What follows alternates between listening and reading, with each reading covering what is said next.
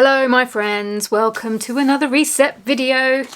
These are monthly reset videos where I go over my goals and my budget and my sales for the month gone, and I also play a little game of who won, my Shopify site or my Etsy site, and I have a really nerdy little tally chart that I use as well. It's a bit like Fight Club. So if that sounds up your street, then welcome to the chaos.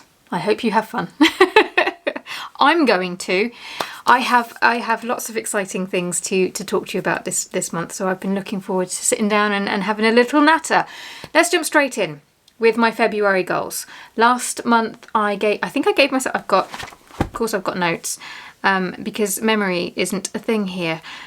Launch merch. That was my goal for February. And when I say merch, I'm talking about some cups that I was going to put my designs on, and I was going to list them for the regular viewers of the podcast so that we could all sort of like have a meet up with our cups and stuff. Now, the goal was to launch them in February. I'm filming this right at the end of February. They are not up yet, but when this goes up tomorrow, it will be the 1st of March and they will be live. So, I mean, if you're really being nitpicky, I didn't hit it. But I'm taking it. They're up. They're up. We're starting March and they're up. So I'm having that. Do you want to see them? Because obviously I have coffee. Yeah, I'm going to have to hide my face, otherwise it won't focus. This is the one that I'm using today. Focus! This is my embroidery work. Let me... So this is the... I'm showing you the back. Oh my goodness. Right, okay. Coffee down. This was the embroidery work. Is it gonna focus? There you go. And that is what is on this mug. It's been a process, you guys. I print on demand is not my thing.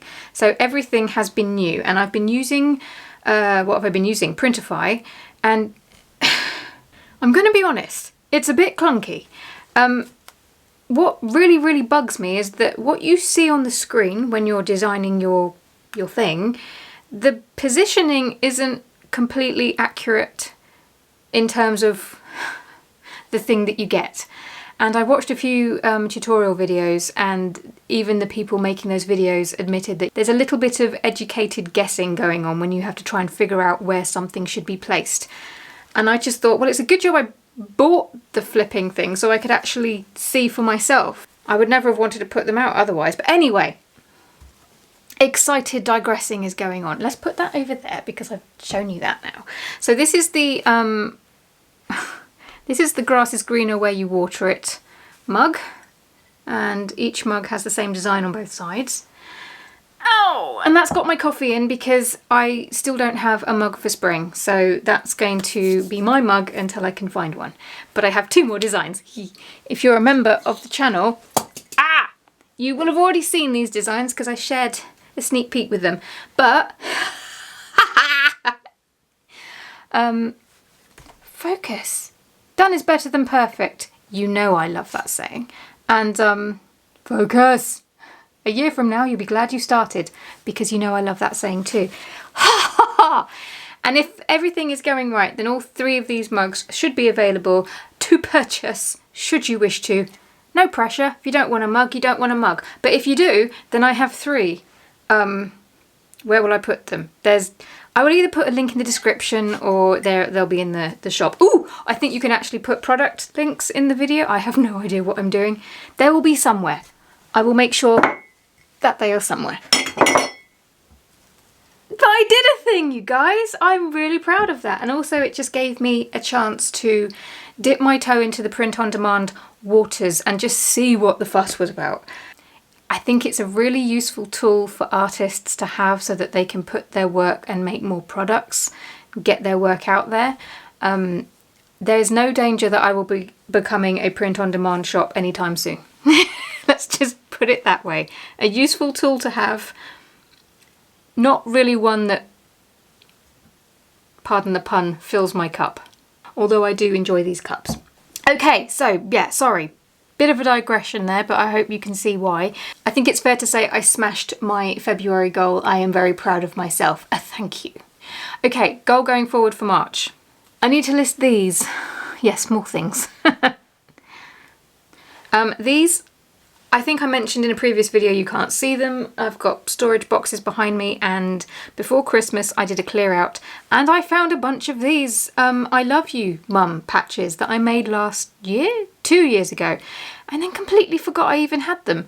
So I thought I would either sell them as a sort of sew on patch, or I can put a magnet on the back so that it can be a fridge magnet. And I thought it would be cute because I thought it'd be really cute to be able to sort of like put it in a card. And then if you're like me, you live quite far away from your mum, you can always like post the card with a little gift inside. I thought that would be rather lovely. Anyway, I don't have very many of these. I only have 7, and when they're gone, they're gone. I'm not going to be making more. I just want these to find new homes. So there's no guarantee that there will be moms available come Mother's Day. It will completely depend on whether the mums sell out or not. Mums and moms. That's a goal for March. What's the other goal? I had 2. Notes! Oh yes! My course! I'm doing some bits to the course, that's all. Don't worry, I'm not going to take you in that. The reason why I got this to show you is because I got myself a little booklet printed. I used Canva for this one and it was really good and quite cheap. But I digress. I'm going to do some extra videos for the course to literally walk people through the process of creating your target customer. I've made a few tweaks to the profile page so that you can add a picture of your target customer. Some of you may remember that I did an AI image of my target customer for my product-based business, and I've called her Emily. And it's really helped. It's really helped in here to sort of visualize who I'm talking to. But I digress. I've left a little space on the profile page for other people to do that too. I'm going to explain to them how it was done. And I'm also going to do this workbook as a digital fillable PDF so that people don't have to print things off. So yeah, just a few little tweaks coming to the course, and I want to get that done for March as well. Okay. And so endeth the goalseth. Let's move on to budget. Okay, February was a bit of an expensive one, and this was linked to last month. Do you remember I said that last month I switched from paying for my Shopify website monthly to annually, and that meant like quite a lot of money up front? Well, I've done that again, but with Canva. So my annual Canva subscription came out this month as opposed to monthly. It's going to save me a little bit of cash going forward, which is lovely, but it obviously just means that February my expenses went a little bit higher than normal. So yeah, a little bit pricier, but that's fine. I knew it was coming, and it's an investment for the future. I'm very happy. I would say I need to take it easier going forward in March.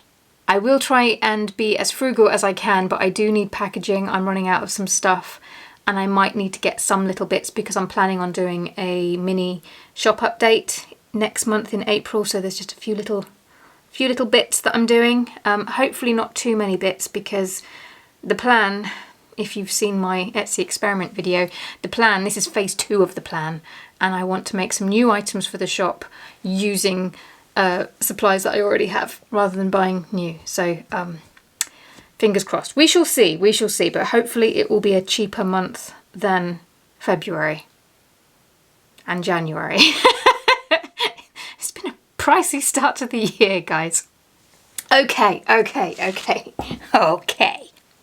Shopify/Etsy fight. Who's winning, or who won for February? Etsy. I want to talk about this for a bit because it has completely blown my tiny mind, and I don't know if it's a fluke or not. It's too soon to say. We're just going to have to wait and see.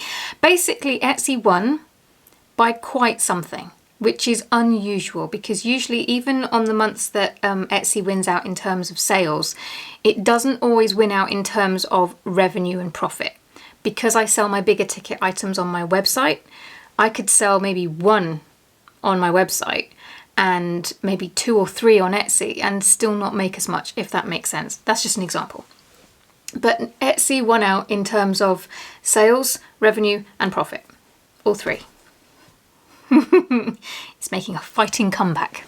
Okay, so let's take the tally and we're going to chalk February up to Etsy. So far in 2024, they're even. It'll be interesting to see how March goes. However, I want to circle back to the sales on Etsy because, like I said, it was really, really interesting. The items that I usually sell on my website, I don't have any to... Of all of the things that I've got to show you, my project bags aren't one of them. I sell hand-painted, hand-broidered project bags and embroidery supplies, etc. Embroidery stuff. Okay. For the last 2 years, I've found that on Etsy, the project bags, the finished embroidered art, you know, the more creative, the more time-consuming, the more pricey stuff wasn't selling. They would just sit there and it would just be crickets.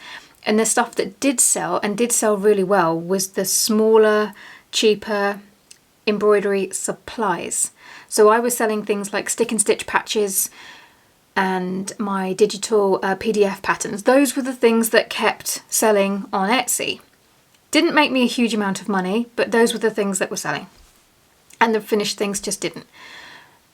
Whereas on my website, it was the opposite. The supplies didn't really sell so much, but the bigger ticket things did. And it was quite easy too. So some of you will remember that I've often likened a website to being an art gallery and Etsy as being the art gallery gift shop. That's certainly how it felt for me and how I've been approaching Etsy and my website over the past year or so. Again, I'm going to mention the experiment. I'll link to that video at the end, but basically I'm doing it in an Etsy experiment, and phase 1 of that experiment was to tidy up my Etsy shop, but also put across all of those higher ticket items, because when I started my website, I took them all off. I decided that that was going to be one of the selling points of the website. It was going to be the place where you could exclusively get my finished artwork and the project bags. And I thought, I just want to see if these changes that Etsy have brought in over the last few months, and all of this big talk that they've been giving about, you know, leaning into handmade and stuff, I want to see if it's trickling down yet. So I put all of these items back across to my Etsy shop, and I wasn't sure what to expect. And those are the items that have sold.